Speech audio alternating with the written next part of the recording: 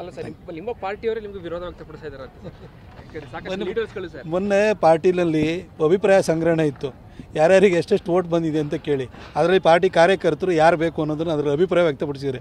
ಆ ಶೀಟ್ಗಳಲ್ಲಿ ಬರೆದಿದ್ದಾರೆ ಯಾರು ಒಬ್ಬೊಬ್ಬ ವ್ಯಕ್ತಿ, ಆ ವ್ಯಕ್ತಿ ಎದುರುಗಡೆ ಆ ವ್ಯಕ್ತಿ ಯಾರಿಗೆ ತನ್ನ ಪ್ರೀತಿಯನ್ನು ವ್ಯಕ್ತಪಡಿಸಿದ್ದಾನೆ ಅನ್ನೋದು ಬರೆದಿದ್ದಾರೆ. ಆ ಶೀಟನ್ನು ನೀವು ನೋಡಿಬಿಟ್ರೆ ಗೊತ್ತಾಗುತ್ತೆ, ಆಯಿತಾ.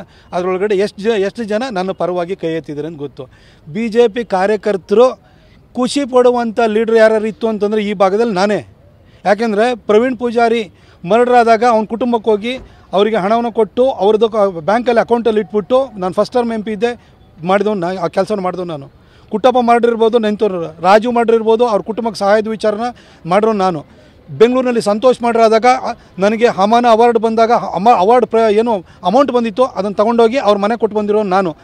ಶಿವಮೊಗ್ಗದಲ್ಲಿ ಹರ್ಷ ಮರ್ಡರ್ ಕೇಸ್ ಆದಾಗ ಹರ್ಷ ಮರ್ಡರ್ ಕೇಸ್ನೊಳಗಡೆ ಅವ್ರಿಗೆ ಅವ್ರ ಮನೆಯಲ್ಲಿ ಕುಟುಂಬ ಸ್ಥಿತಿ ಸರಿಯಿಲ್ಲ ಅಂತ ಗೊತ್ತಾದ ಮೇಲೆ ನಾನು ಒಬ್ಬರು ದಾನಿಗಳನ್ನ ಹಿಡಿದು ಅವ್ರ ಮನೆಗೆ ಹೋಗಿ 5 ಲಕ್ಷ ರೂಪಾಯಿನ ಕೊಟ್ಟು ಬಂದಿದ್ದೀನಿ.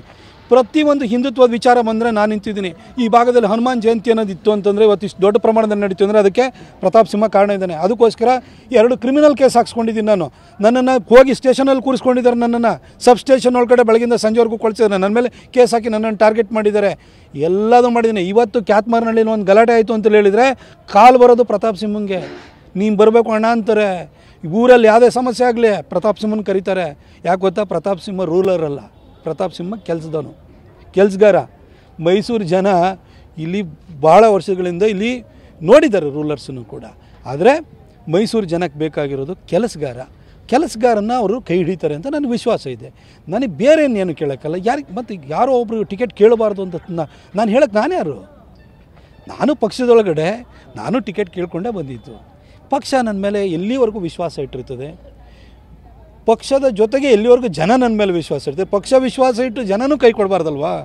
ಹಾಗಾಗಿ ಇವತ್ತು ಜನನೂ ನನ್ನ ಕೈ ಹಿಡಿಯೋಕ್ಕೆ ರೆಡಿ ಇದ್ದಾರೆ. ಪಕ್ಷನೂ ನನಗೆ ಯಾವುದೇ ಕಾರಣಕ್ಕೂ ಕೂಡ ನನ್ನನ್ನು ಕೈ ಬಿಡಲ್ಲ ಅಂತ ನನಗೆ ಗೊತ್ತಿದೆ.